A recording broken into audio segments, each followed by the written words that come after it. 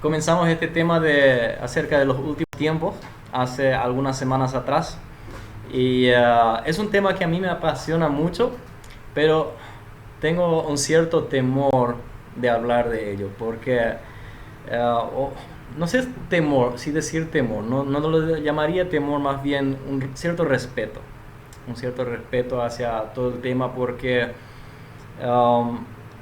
podemos leer y escuchar de interpretaciones de teólogos mucho más estudiados en el tema que yo, que tienen diferencias en opiniones fuertes a veces también, que no solamente difieren en algunos puntos, sino que a veces son bastante grandes sus diferencias. Como lo vimos el sábado pasado, estuvimos mirando las diferentes interpretaciones de los últimos tiempos. Estuvimos mirando específicamente el milenio, que hay 3 diferentes maneras de interpretar el milenio.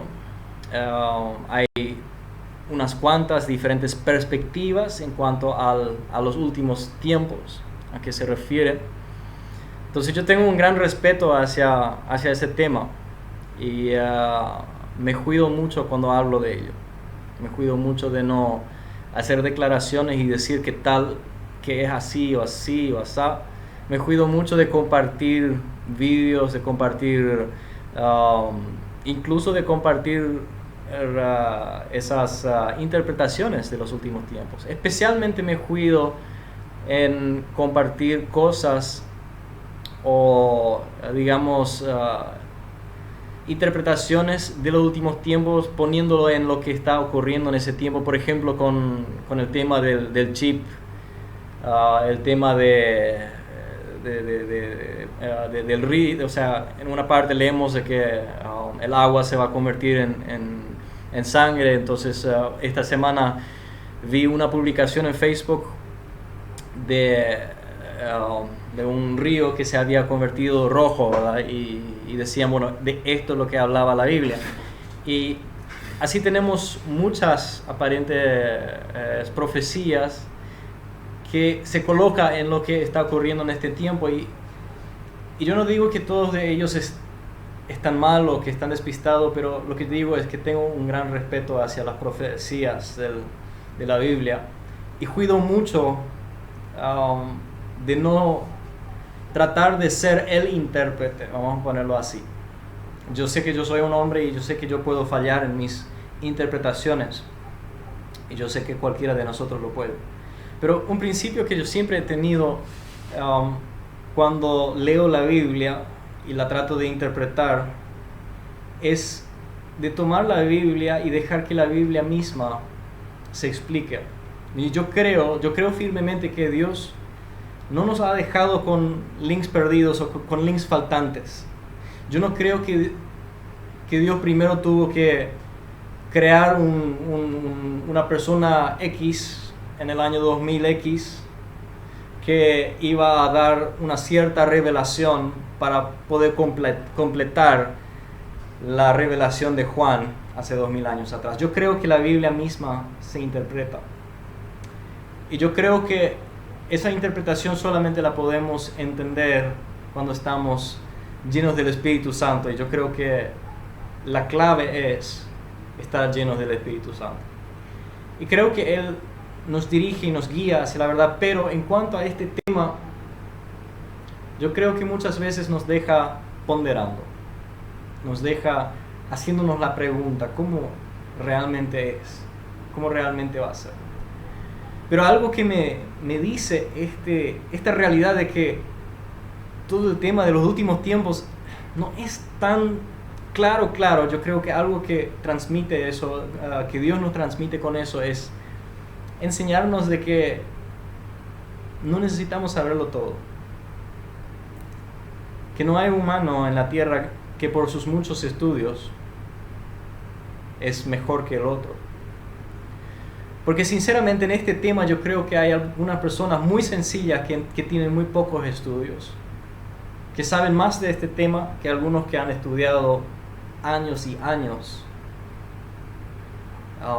todas las profecías. Y tal vez son doctores, son maestros en la ley. Bueno, vemos eso ya en la vida de Jesús. Teníamos a los fariseos, ellos creían que ellos ya podían interpretar los últimos tiempos. Sin embargo, ellos mismos no se dieron cuenta de que el Mesías estaba delante de ellos. Ellos tenían toda una película hecha de cómo iba a ser ese tiempo en el cual iba a venir el Mesías. Sin embargo, se lo perdieron todo. Muchos, la gran mayoría de ellos. Entonces yo me pregunto, ¿para cuántos de nosotros sería así o va a ser así? ¿Para cuántos cristianos que están vivos, cuando Cristo viene de vuelta, se van a asustar de la realidad de los últimos días de este tiempo? Lo que quiero hacer hoy, vamos a entrar directo ahora al discurso de Olivet. Creo que así lo llaman también en español, the Olivet Discourses en inglés. Creo que sí, para los que hablan español, Tony tal vez me puede corregir si no es así. Discurso de Olivet, es verdad, en el cual Jesús predijo lo que iba a pasar en el futuro. Y vamos a hacernos algunas preguntas claves, y una de esas preguntas claves va a ser: ¿de qué futuro estaba hablando Jesús? Y antes de leer ese texto, porque yo quiero leer ese texto con ustedes en Mateo capítulo 24, aunque eso está en los 3 evangelios sinópticos. Eso significa en el evangelio de Mateo, Marcos y Lucas, no está en Juan, pero en los 3 primeros evangelios sí está. Y cada uno lo graba con detalles un poquito diferentes, pero todos hablan del mismo acontecimiento y bastante similar. Lo voy a estar leyendo de Marcos, pero también vamos a estar viendo algunos versículos de los otros evangelios. Pero antes de leerlo, quiero poner un poco de trasfondo a este texto. Que los discípulos estaban con Jesús. Bueno, podemos comenzar con el versículo 1, porque ahí ya nos da un poco este fondo. Si tienen sus Biblias con ustedes, ábranlo, porque hoy vamos a estar mirando prácticamente todo el capítulo un poco. Vamos a entrar brevemente nada más, brevemente. En las siguientes semanas vamos a estar estudiándolo a más profundidad, pero vamos a quedarnos más bien en estos textos. Vamos a ver tal vez algo de Apocalipsis, de la revelación de Cristo, escrito por Juan, pero más bien vamos a quedarnos con este texto, porque este texto es el que ha causado mucha polémica y a base de lo cual prácticamente basamos toda nuestra vista de lo que son los últimos tiempos. A base de este texto se interpreta generalmente Apocalipsis, como también las escrituras de Daniel, porque Jesús mismo dice acá en este texto que él habla de la misma profecía de la cual habló Daniel, y después lo vemos claramente también en las revelaciones de Juan, que está hablando de los mismos acontecimientos. Entonces, si podemos poner este texto en su lugar correcto, yo creo que nos va a ayudar mucho a interpretar los demás textos también. Comencemos con el versículo 1, Mateo 24 dice, y yo sé que Tony ya leyó este texto la semana pasada, pero yo quiero volver a leerlo porque para refrescar nuestra mente, y necesitamos esa mente fresca ahora para poder comprender a lo que vamos a estar llegando hoy. En el versículo 1 dice: Jesús salió del templo y ya se iba cuando sus discípulos se acercaron para mostrarle los edificios del templo. Entonces aquí tenemos a Jesús con sus discípulos, estuvieron en el templo. Jesús estaba, en este tiempo él estaba teniendo sus discusiones con los fariseos, etc. Él en esa ocasión él sale del templo y los discípulos están mirando el templo y es enorme, grande, las piedras son espectacular. Para los que saben más o menos cómo se veía el templo, van a saber que fue un espectáculo tremendo. Había oro dentro de él. Sí.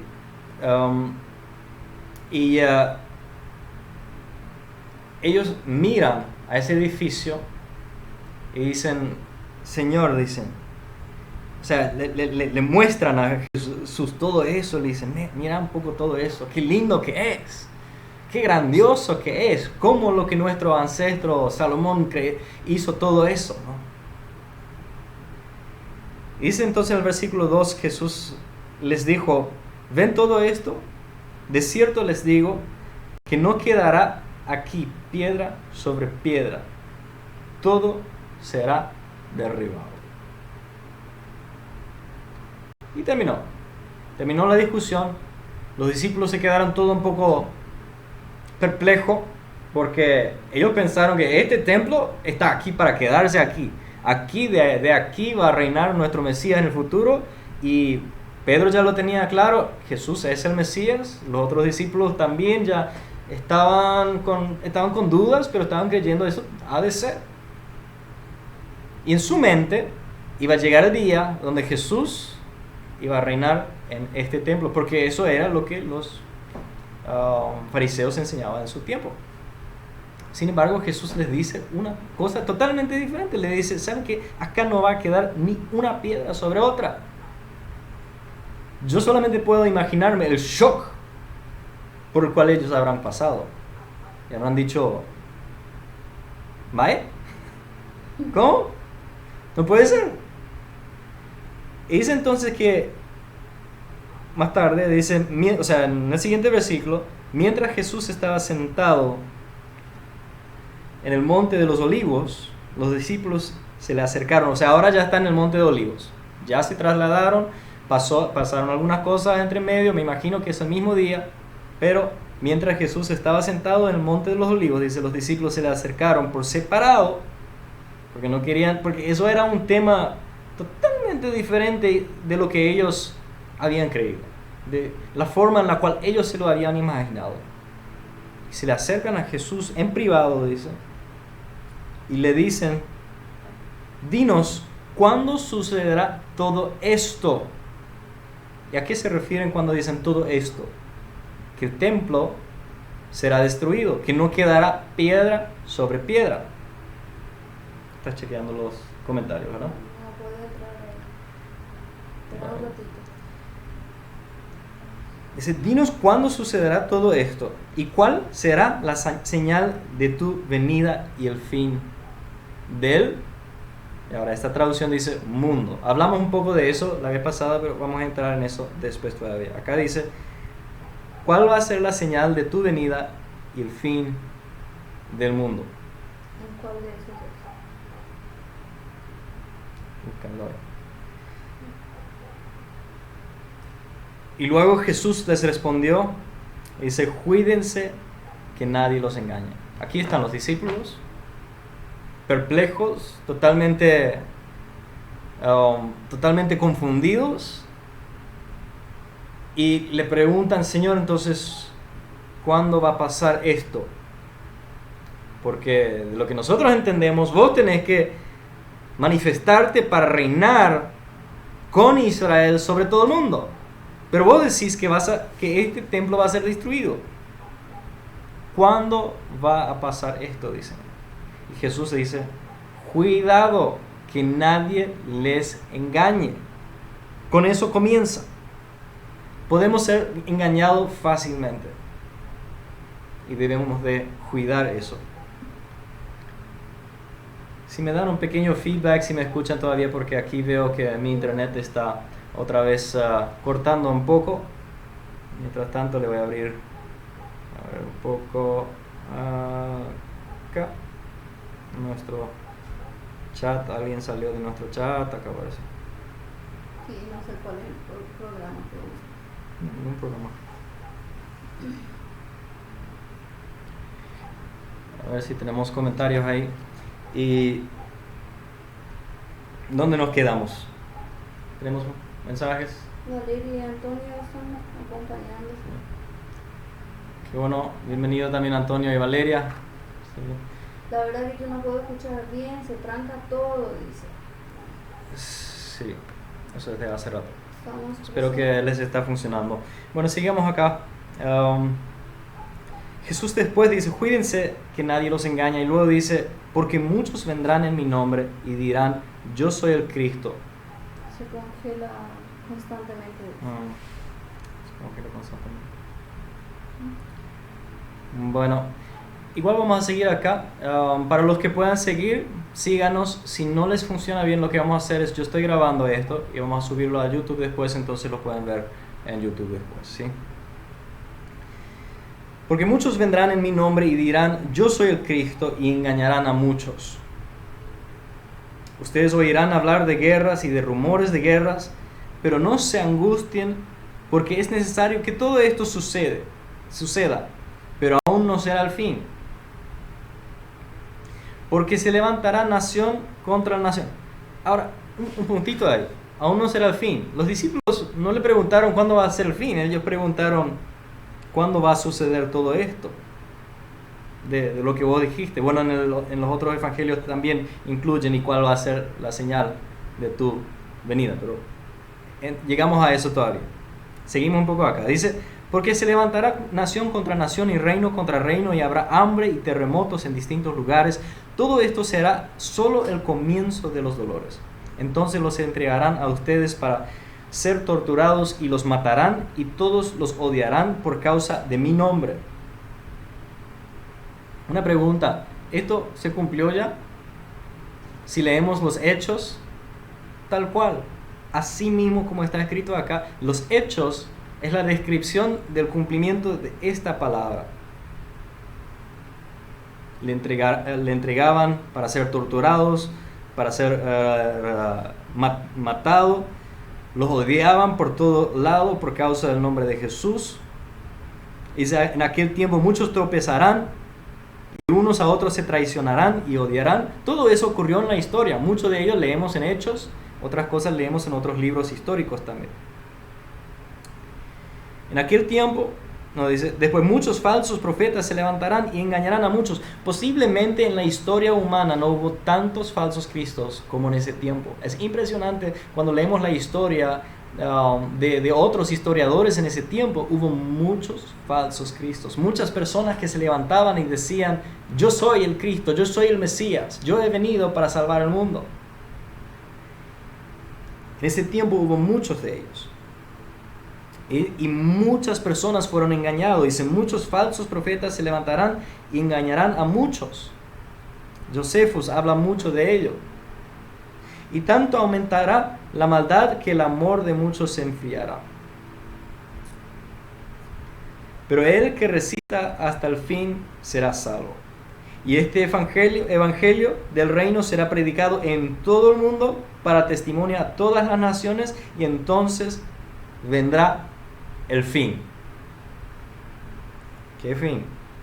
Por tanto, cuando en el lugar santo vean la abominación desoladora de la que habló el profeta Daniel, el que lee, que entienda. Los que estén en Judea huyan a los montes. El que esté en la azotea no baje para llevarse algo de su casa. Y el que esté en el campo no vuelva atrás a tomar capa. Ahora, ojo, acá está hablando a un grupo de personas específicos para un tiempo específico. El grupo de personas a lo cual habla no son la gente de Loma Plata. No dice a los lomaplateños que el que está encima de su casa que ha de huir a las montañas. Porque acá no tenemos casas como lo tenían en su tiempo, en Judea en ese tiempo, ni tenemos montañas a las cuales huir. Dice que los que estén en Judea, no los que están en Loma Plata, no los que están en Filadelfia, no los que están en Oila, no los que están en Ciudad del Este, ni los que están en Asunción, los que están en Judea, huyan a los montes. El que esté en la azotea no baje para llevarse algo a su casa, y el que está en el campo no vuelva atrás a tomar su capa. Pero hay de las que en esos días están embarazadas o amamantando. Pídanle a Dios que no tengan que huir en invierno ni en día de reposo, porque entonces habrá una gran tribulación como no la ha habido desde el principio del mundo hasta ahora, ni la habrá jamás. Si aquellos días no fueron acortados, nadie sería salvo, pero serán acortados por causa de los escogidos. Así que, si alguien les dice, miren aquí está el Cristo, o miren allí está, no lo crean, porque surgirán falsos cristos y falsos profetas y harán grandes señales y prodigios, de tal manera que, de ser posible, engañarán incluso a los elegidos. Ya los he prevenido de todo, así que si les dicen, miren, está en el desierto, no vayan. Y hubo de personas que en el desierto decían, miren, aquí estoy, acá está el Mesías. Y Jesús ya lo predijo, dijo, no se vayan. Dicen, no vayan. O si les dicen, miren, está en los aposentos, no lo crean, porque la venida del Hijo del Hombre será como el relámpago que sale del oriente y puede verse hasta el occidente. Ahora, esta frase la vamos a mirar más tarde, pero nosotros nos imaginamos así un espectáculo en el cielo, no sé, ni sé cómo nos imaginamos eso, pero tenemos una imaginación de cómo podría ser eso, ¿verdad? Y creo que ahí ya hacemos un pequeño error, porque no lo ponemos en el contexto hebraico, no lo ponemos en el contexto de profecía bíblica. Y eso es lo que vamos a estar viendo en las próximas semanas, cómo lo ponemos en el contexto de una profecía bíblica. Porque los buitres se juntan donde está el cadáver. En otras palabras, esta última parte, pertenece todavía al versículo 27. Que la venida del hombre, del Hijo del Hombre, la venida de Cristo, en este contexto, se va a ver como un relámpago que sale del oriente y puede verse hasta el occidente, porque los buitres se juntan donde está el cadáver. Y ahí hay una cosa clave que vamos a estar aprendiendo todavía en las siguientes semanas, así que quédense con nosotros. No lo vamos a estar viendo hoy, y veo que mi tiempo ya se me está acabando, y yo apenas comencé con el tema que quería. Eso era la introducción, pero ya vamos a pasar, no se preocupen. Vamos a cortar un poco el tema de hoy y a lo mejor seguimos entonces la siguiente semana con el resto. Pero sí quiero mencionar algunas cosas acá, algunas cosas muy importantes que quiero rescatar de este texto.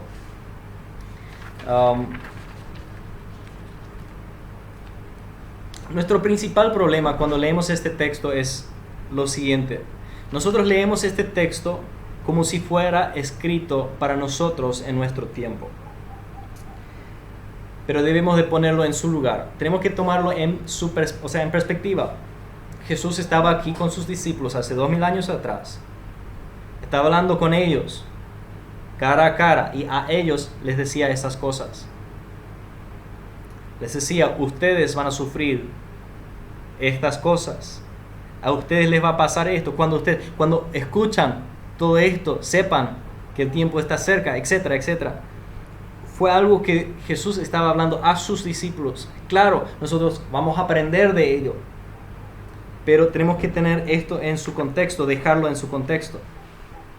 Tenemos que ponerlo en su lugar, teniendo en cuenta que esto fue la respuesta de Jesús a la pregunta de sus discípulos. ¿Cuándo va a ocurrir todo esto?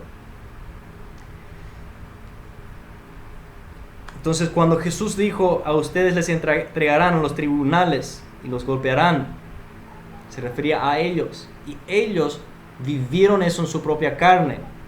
Ellos vivieron la respuesta, vivieron el cumplimiento de esa profecía de Jesús. Y después Jesús sigue dándonos más detalles y detalles de qué iba a ocurrir y cómo iba a pasar. Y lo que yo quiero hacer hoy, porque Jesús al final dice entonces también, y cuando todo esto ha ocurrido, entonces vendrá el fin. Y quiero poner esta frase en cuestión con nuestra interpretación. Porque la interpretación que la mayoría de nosotros hemos tenido es que Jesús se refería aquí con el fin, se refería al fin del mundo. Y hasta también las traducciones lo han traducido así de antemano, cuando hablaba del fin del mundo. Sin embargo, la palabra utilizada en este texto es aeon, ya lo vimos la semana pasada, o creo que hace 2 semanas. Y aeon sencillamente quiere decir tiempo, final de tiempos. O sea, de un tiempo, un tiempo específico. No es excluido que Jesús está hablando del final de todos los tiempos. pero tampoco es seguro de que Jesús se está refiriendo al final de todos los tiempos. Tenemos que poner eso en pregunta.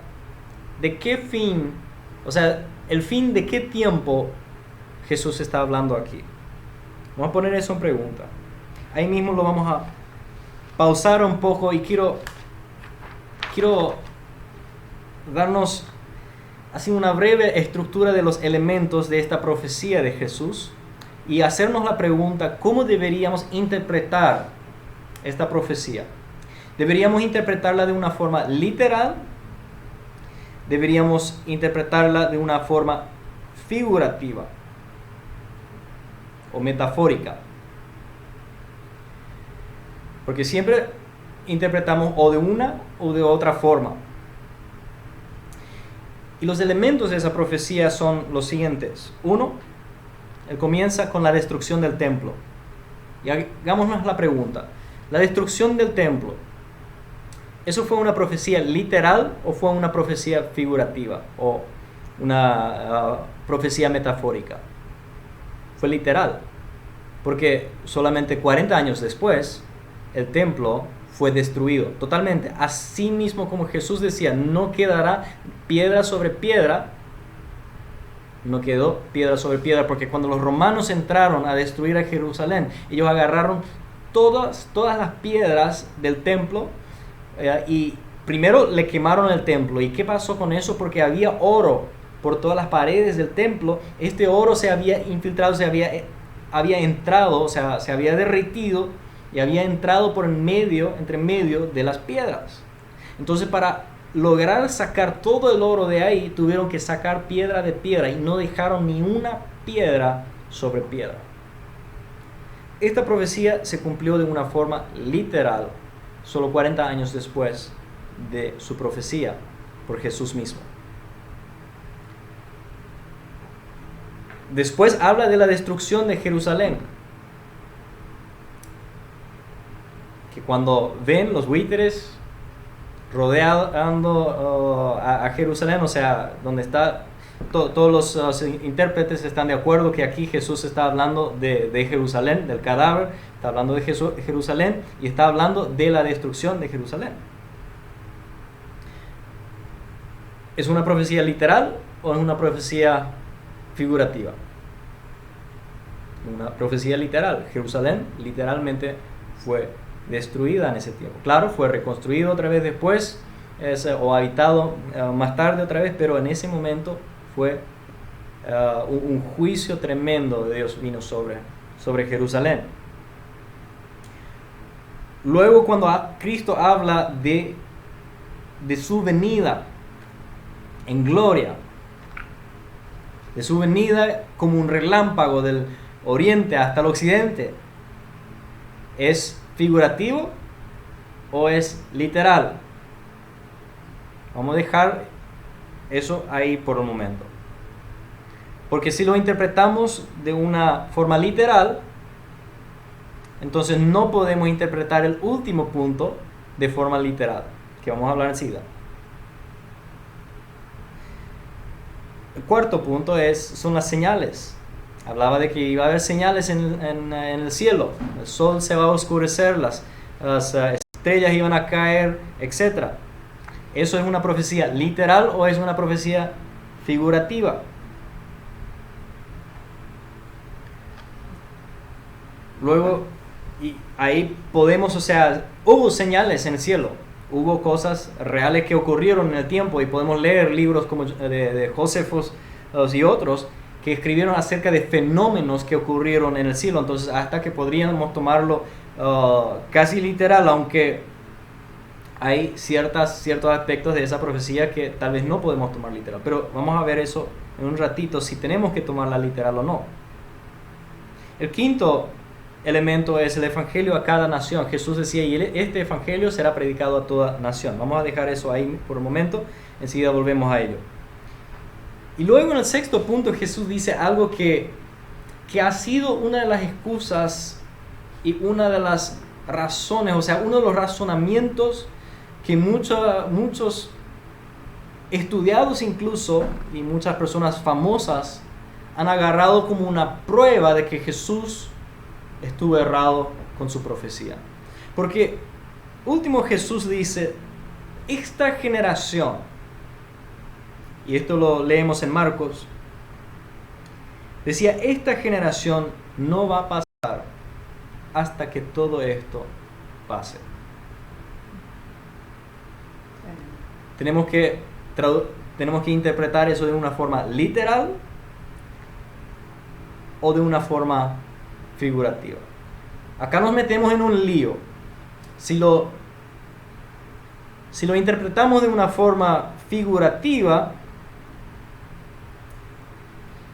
contradice un poco la homilética de la Biblia, o sea, no la homilética, sino que la forma de interpretar, utilizando la Biblia para interpretar la Biblia, porque, y vamos a volver a eso todavía, pero la palabra generación aquí utilizado en ninguna parte en la Biblia es usado de una forma figurativa. Siempre, en cada parte donde se usa esa palabra generación, se usa de una forma literal. Y para agarrar esto en este momento y tenerlo como algo figurativo de repente, es un poco cuestionable. Por otro lado, si lo tomamos de una forma literal, no podemos tomar el punto 3 y el punto 4, la venida de Cristo y las señales, como literales.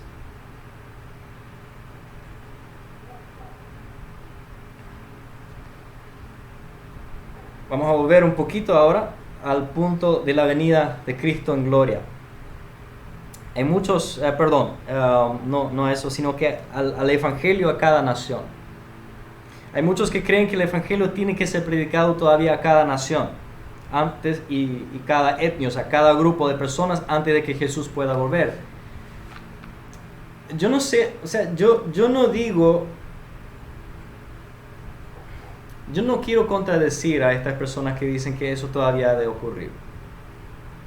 Pero me llama la atención algo que Pablo dijo en Colosenses 1:23. Él decía, este evangelio que ustedes oyeron y que ha sido proclamado en toda la creación debajo del cielo y del que yo, Pablo, he llegado a ser servidor. Este evangelio que ha sido proclamado en toda la creación debajo del cielo. Pablo estaba convencido de que esta profecía de Jesús ya se cumplió. Él decía, este evangelio ha sido predicado en toda la creación bajo la tierra, bajo el cielo. ¿Se cumplió o no se cumplió? Cumplió.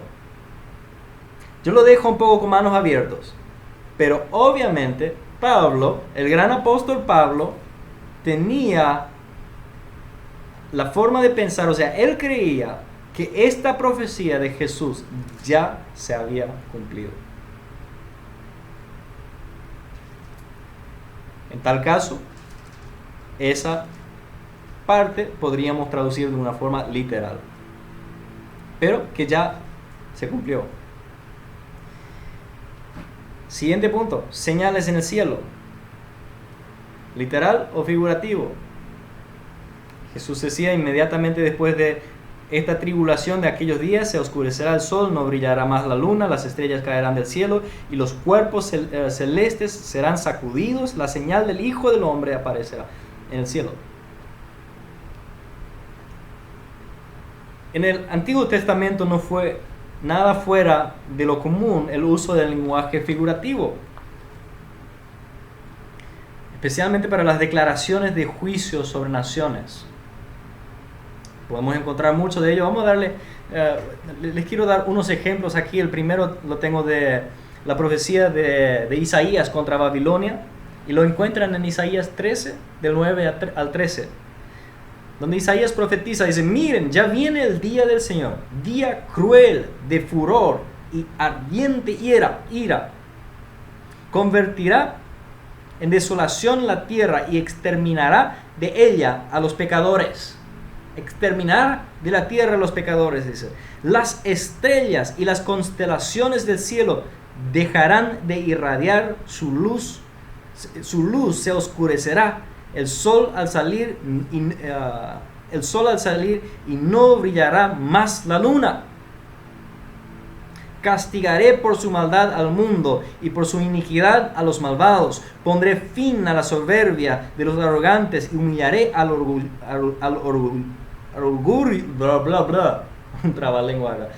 orgullo de los violentos.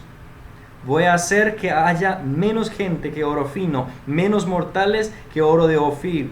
Por eso haré que tiemble el cielo y la tierra se mueve de su sitio por el furor. Ahora, yo sé que muchos toman esa profecía como algo que tiene que venir todavía, porque algo así no ha ocurrido literalmente, pero fíjense lo que sigue diciendo. Por eso haré que tiemble el cielo y la tierra se mueve de su sitio por el furor del Señor Todopoderoso en el día de su ardiente ira.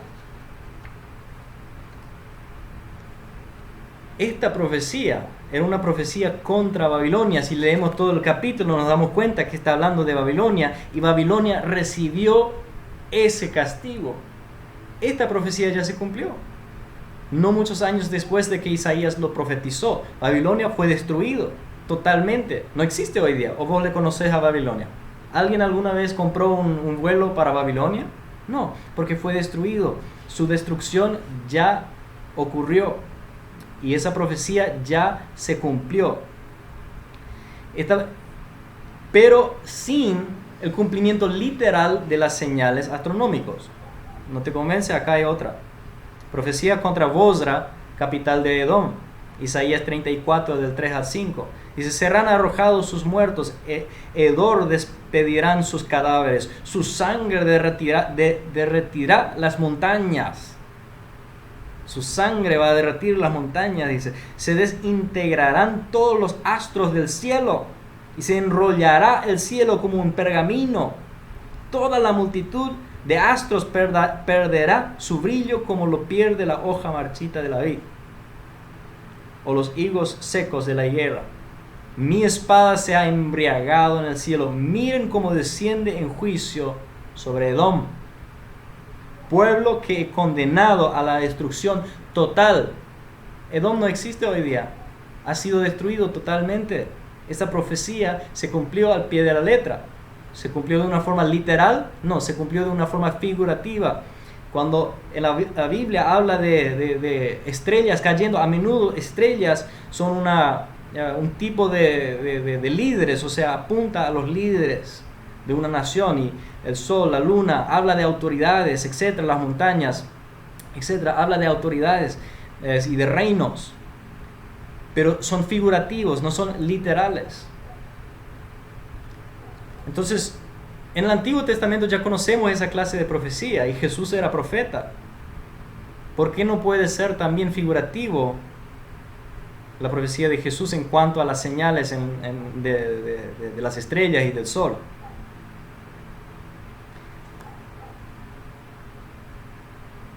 Ahora al último punto, y acá vamos a ir terminando enseguida, pero yo quiero comenzar con el punto aclarar un poco este último punto que quiero hablar hoy, que es esta generación. Jesús decía, todo esto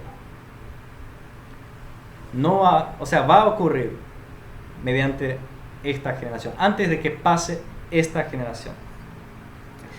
Aquí tenemos muchas diferentes interpretaciones que se les ha dado.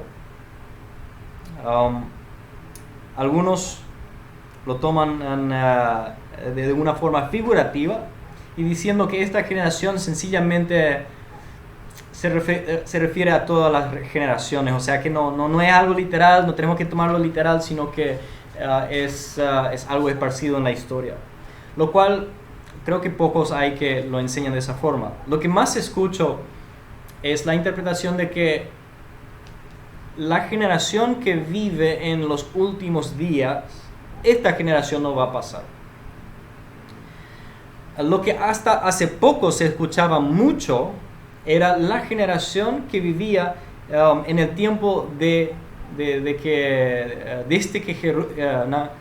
Israel fue nombrado un país otra vez. En el año 48 van a saber que Israel fue declarado una nación de nuevo. Y entonces algunos teólogos decían, bueno, esta es la profecía de lo cual hablaba Jesús, cuando Jesús hablaba de de la higuera que iba a brotar de nuevo, que se refería a Israel, que en el último tiempo iba a brotar de nuevo, y que eso se refería al año 1948. Yo creo totalmente de que ese acontecimiento está en la Biblia, pero yo tengo mis altas dudas, con razón también, de que la higuera de la cual Jesús hablaba en este momento se refería a este renacer de Israel. Y van a ver con las semanas por qué yo digo esto. Pero algunos interpretan entonces a partir de ahí, en esta generación, iba a tener que pasar todo eso. Bueno, al principio, los teólogos también en los años 80 hasta 90 todavía, bueno, cerca de 90, estaban de acuerdo que una generación se refería a 40 años. Después, en los años 90, cambiaron un poco de idea y decían, bueno, una generación podía ser 50 años también. Y luego pasó al año 2000 y decían, y bueno, una generación puede ser 60 años también. Y ahora ya es un poco difícil decir que una generación es 70 años, entonces esa interpretación ya está perdiendo un poco de atención, ¿sí? Porque, bueno, algunos hasta 80 dicen, que una generación va hasta 80, pero déjeme decir eso, en la Biblia, si lo vemos bíblicamente, también tomando en consideración, por ejemplo, las generaciones que fueron contadas desde Jesús, la cantidad de generaciones de Abraham hasta Moisés, hasta Jesús, etcétera, contándolo en años, bíblicamente se cuenta 40 años para una generación. No 50, ni 60, ni 70, ni 80, sino que 40 años. Dejemos una generación ser una generación. Aquí entra otra forma de pensar, que es que Jesús sencillamente estaba errado. Que él creía que eso iba a pasar muy pronto, él tenía la expectativa, pero que estuvo errado en su profecía. Aparte de esto, hay pocas explicaciones. Tenemos que tomarlo o figurativo, totalmente figurativo, o que Jesús estaba mal en su profecía, o que todo lo que él profetizó ocurrió dentro de una generación. Y déjame leer este texto acá de Marcos 13:30, y justamente él dice, les aseguro que no pasará esta generación. También es llamativo, Jesús no dice aquella generación. Entonces esa interpretación de que se refiere a la generación, a la última generación, ya es puesto a pregunta acá, porque Jesús dice, no pasará esta generación hasta que todas estas cosas sucedan. Primer punto. Segundo, considerando que la destrucción del templo y de Jerusalén obviamente es de ser tomado literal, y que las mismas tuvieron lugar mediante una generación, entonces ya sabemos varias de esas profecías que Jesús dio ahí, obviamente se cumplieron mediante una generación. La gran pregunta que nos hemos de hacer es, ¿qué de las demás profecías que nosotros hemos sacado de ahí y lo hemos puesto en el futuro?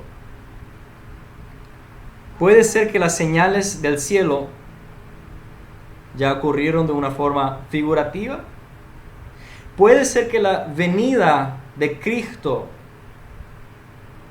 de la cual hablaba Jesús en este momento, no se refería a su venida al final de nuestro tiempo, sino al final del tiempo de los judíos. Y hablamos un poco de esto la vez pasada, en nuestro primer mensaje, de que tenemos una diferencia entre el tiempo de los judíos y el tiempo de los gentiles. Vamos a ver eso enseguida también otra vez en otro texto.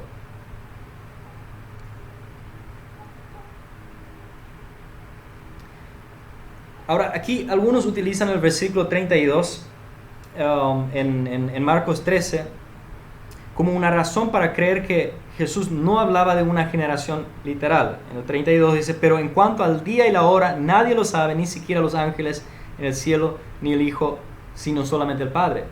Sin embargo, Jesús con eso no está dándose una licencia para estar errado. Él no está diciendo, bueno, va a pasar todo mediante una generación, pero no estoy seguro. Eso no está diciendo él. Dice el día y la hora no sé, pero mediante esa generación.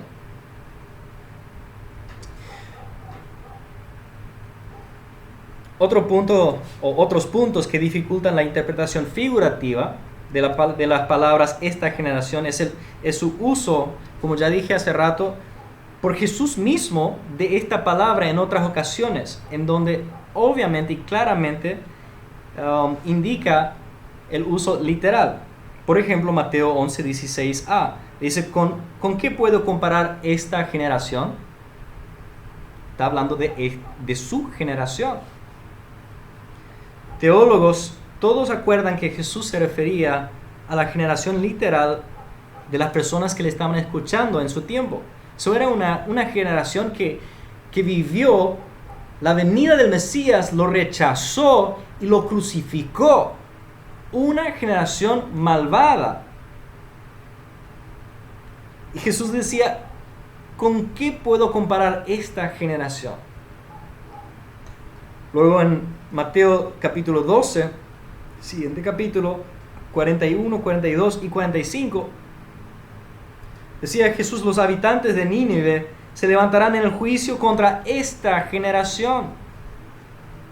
Luego dice, la reina del sur se levantará en el día de juicio y condenará a esta generación. 45 dice, así le pasará también a esta generación malvada.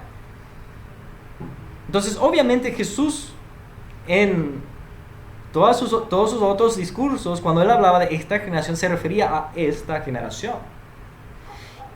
Y no solamente esto, hay muchos otros ejemplos en toda la Biblia donde claramente generación se refiere a generación literalmente. Marcos capítulo 8, para darles unos ejemplos más, y acá ya estamos llegando al final. Marcos 8:38 dice, si alguien se avergüenza de mí y de mis palabras en medio de esta generación adúltera y pecadora. Lucas 17:25, pero antes él tiene que sufrir muchas cosas y ser rechazado por esta generación. Entonces siempre Jesús se refería a esta generación. Cuando él decía esta generación, se refería a su generación. Entonces si tomamos en cuenta el contexto en el cual Jesús hace esta declaración, que es a la generación que tuvo el gran privilegio de recibir al Mesías prometido, sin embargo esa misma generación lo rechazó, lo crucificó, y lo más razonable sería interpretarlo de una forma literal. Sería lo más razonable. Y si traducimos esa parte de la profecía de una forma literal, de que Jesús se refería a esta generación, tenemos un gran lío con nuestra vista futurista acerca de los últimos tiempos. Aparte de Jesús, quiero mencionar nada más, hay otras 38 ocasiones en el Nuevo Testamento las cuales utilizan el término genea, que es generación, y siempre en el sentido literal.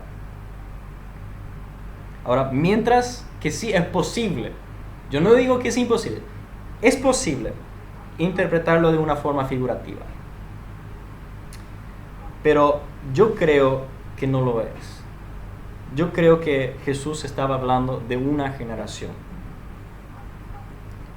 Pero entonces la gran pregunta es, ¿a qué se refería con el fin de los tiempos? O como algunas traducciones lo traducen, el fin del mundo.